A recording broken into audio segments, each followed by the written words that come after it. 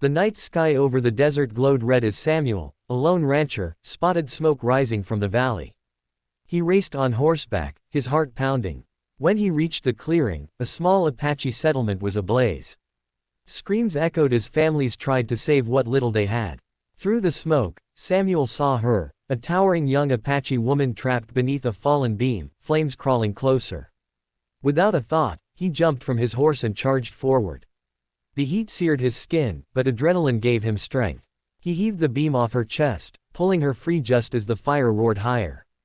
The woman, taller and stronger than most men Samuel knew, coughed but stood with surprising steadiness.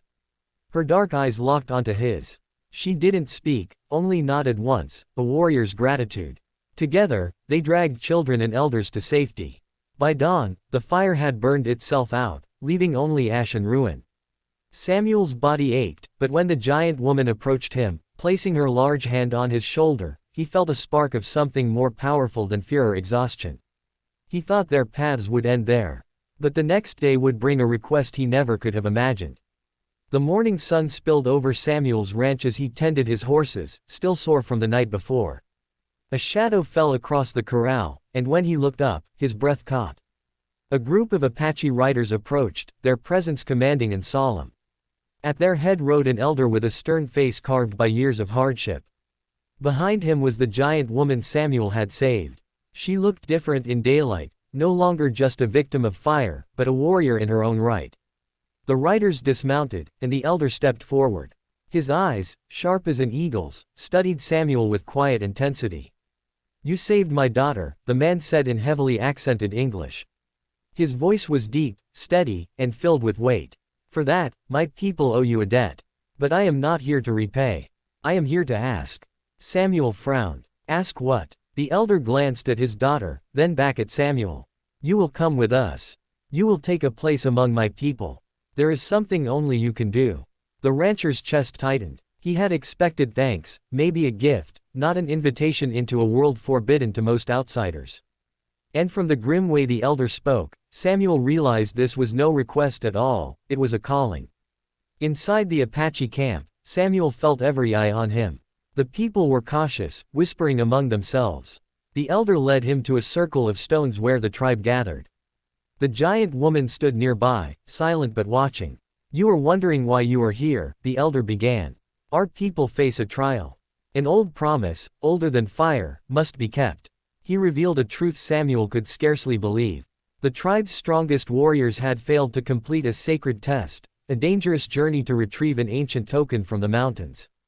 Without it, the tribe's future, their honor, and their peace with rival clans would crumble. "You saved my daughter from the fire," the elder said.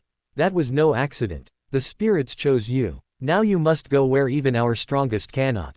Samuel shook his head. "I'm just a rancher. I mend fences and herd cattle.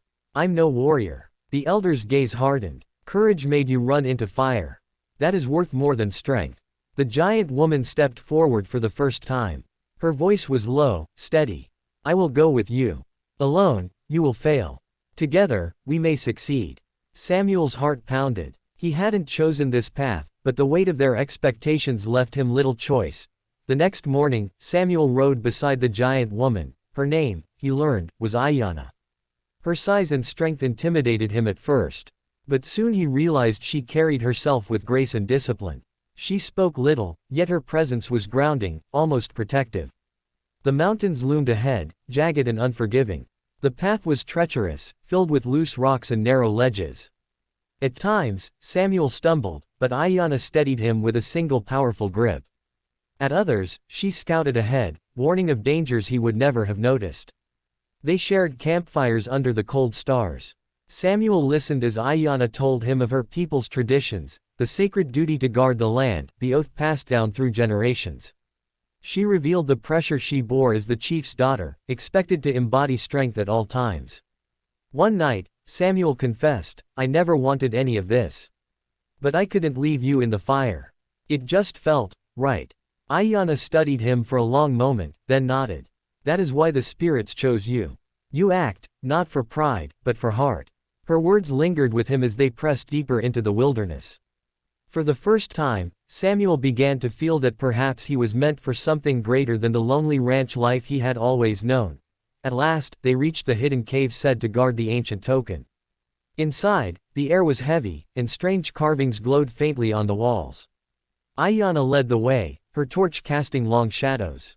Together, they crossed dangerous pits, scaled slick stones, and faced trials that tested not just strength but trust. When Samuel finally held the token, a carved stone shaped like a flame, he felt its weight vibrate in his hand. It was more than a relic. It was a symbol of unity, of survival, of courage shared between two worlds. As they returned to the tribe, cheers erupted. The elder placed a hand on Samuel's shoulder. "You were not born of our people, but today you are bound to us. You have walked the path of fire and spirit." Samuel's gaze drifted to Ayanna. She met his eyes, a rare softness breaking her warrior's mask. He realized then that their bond had become something neither of them expected. The rancher who had once lived only for his land had found a new purpose, woven into the fate of a people, tied to the woman he had saved, and strengthened by the impossible request he had answered. And in the heart of the desert, Samuel knew his life would never again be the same.